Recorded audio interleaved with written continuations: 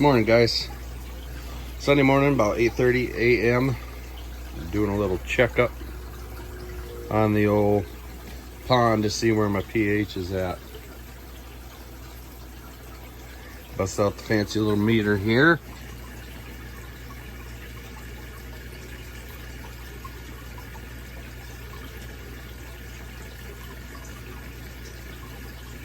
Looks about 8.78. And that one's at about 8.6. So it's a 0.1 off. If you'll remember, last night it was around 8.8. So it seems like it's come down a little bit. Not a lot.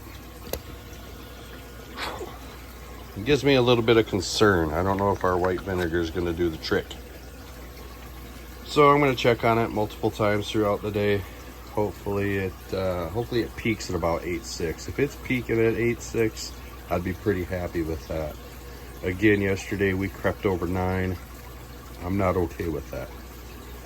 Starting to feel that how my fish are acting have less to do with the water temp and more to do with our pH levels. Water's good and clean though. Still have that little basket of floating plants in there. So yeah, like I said, still haven't got it figured out. I did order some pH down off Amazon and also some high range PA tests.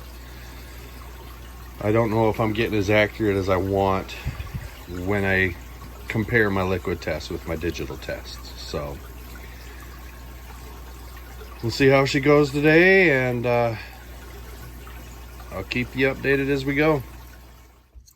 Decided since I got the kit out, I might as well go ahead and do a liquid test real quick and see what it's telling me.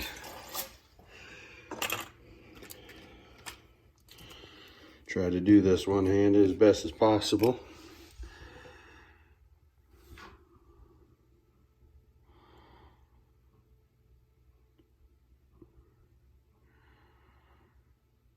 There's our 5 drops.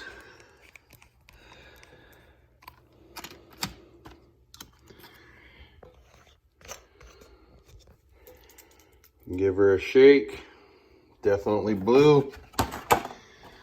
Flip the old card over, and if you'll see, wrong switch. Hold on a second.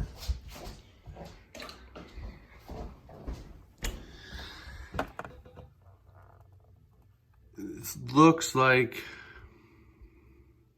definitely around the 8.5 mark. So again, the other day, yesterday, it was blue. So I think we're getting somewhere. Time will tell. Another thing I wanted to add real quick. Yesterday when I was getting into this issue, I tested my source water again. I tested it way back when I started, and it was right around 8.5, 8.5. Which, once I added it, gave it a day, it came down naturally, just, depleted the pH. Well, when I tested it yesterday, now all of a sudden my source water's at 10.5.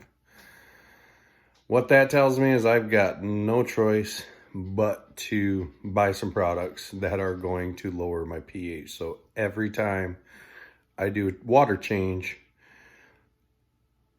I'm increasing my pH. Not impressed by this. I do not understand why the pH has jumped in our water by 2 full points. But I'm pretty sure they ain't gonna do anything about it. Just some pond guy complaining to them why their pH is so high. So, like I said, I'm gonna have to make the adjustments. And like I said, I'm not impressed by that. But we'll see what happens. It's part of the hobby. So I headed to the local Farm Fleet store to get some calcium chloride. They didn't have any. But my good friend Andy over at Koi Pond Lifestyle told me to give Oyster Shell a try. And lo and behold, they had oyster shells there. So, didn't have calcium chloride, they had oyster shell. So I'm gonna go ahead and try that. Here we are, 12 noon. And again, we're approaching that 9 limit. I'm not okay with that. Put this meter in.